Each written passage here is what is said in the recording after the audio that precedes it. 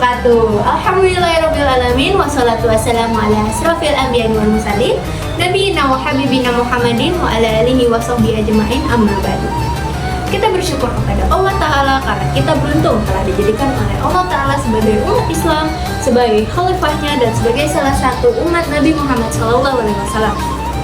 Rasulullah SAW telah banyak mengajarkan kepada kita bagaimana cara kita hidup di dunia ini, dari hal paling kecil hingga hal besar, dari hal sepele sampai hal yang paling penting. Begitupun kehebatan Allah Ta'ala yang menciptakan segala sesuatu, nya berpasang-pasangan, tua dan muda, kaya dan miskin, lapang dan sempit, laki-laki dan perempuan. Dialah Allah Ta'ala yang menghidupkan dan mematikan. Dialah Allah Ta'ala yang menjauhkan orang yang berdekatan dan mendekatkan orang yang berjauhan. Sebagaimana Allah Ta'ala telah tetapkan bahwa jodoh, rezeki, maut itu tanggungannya. Jodoh itu siapa dan di mana? Allah Ta'ala telah tetapkan siapa yang pantas menjadi pendamping kita di dunia sementara ini dan di akhirat yang selama-lamanya. Makna daripada jodoh adalah mereka di dunia dan di akhirat tetap bersama. Jodoh memang sudah Allah Ta'ala atur, tapi kita tetap tidak boleh berpangku tangan tanpa usaha. Seperti dalam hadis berikut ini. Dari Anas radhiyallahu anhu, seorang laki-laki berkata, "Wahai Rasulullah, apakah aku lepaskan saja untaku lalu aku bertawakal?" Maka beliau bersabda, "Ikatlah terlebih dahulu lalu bertawakal." Hadis riwayat At-Tirmizi. Dan usaha kita dalam menjemput jodoh kita itu bukan dengan cara berpacaran, tapi dengan cara yang diperbolehkan agama, yaitu ta'aruf. Karena pacaran itu mengenal bodi, sedangkan ta'aruf itu mengenal budi. Lalu Allah berfirman dalam Quran surah Al-Isra ayat 32.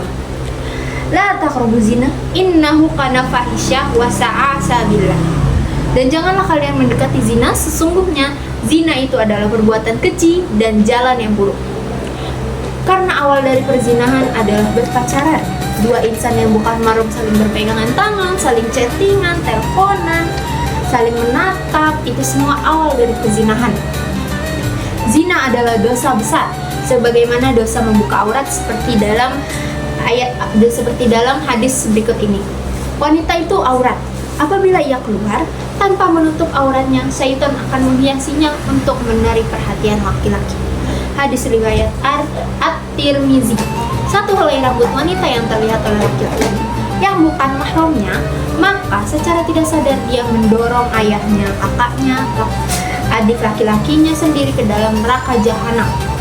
Begitupun dengan laki-laki. Walaupun aurat kalian hanya sebatas pusar hingga lutut, sebaiknya tetap ditutup, karena bagaimanapun juga itu tetap aurat yang akan menjadi dosa kalian. Membuka aurat saja dosa, apalagi berpacaran, bersentuhan, berkumpulan dengan lawan jenis, bahkan berduaan dengan lawan jenis. Jadi untuk saudara muslim dan muslimah, semuanya tolong jaga cara pakaian, aurat kita dan kehormatan kita. Jangan sampai setelah masuk kubur baru kita menyelesaikan itu semua. Lalu sebelum datangnya Rasulullah, semua perempuan itu dihinakan, dijadikan budak, sering mendapatkan pelecehan, dan bahkan tidak mendapatkan jatah warisan. Tapi begitu Nabi SAW diutus, semua itu dihapus oleh Rasulullah SAW. Dan yang jadi pertanyaan hari ini adalah, kenapa malah perempuan di zaman ini mereka lebih suka menghinakan dirinya sendiri dan tidak ada rasa sedikit pun terima kasih kepada Rasulullah yang telah berjuang untuk memuliakan kaum wanita.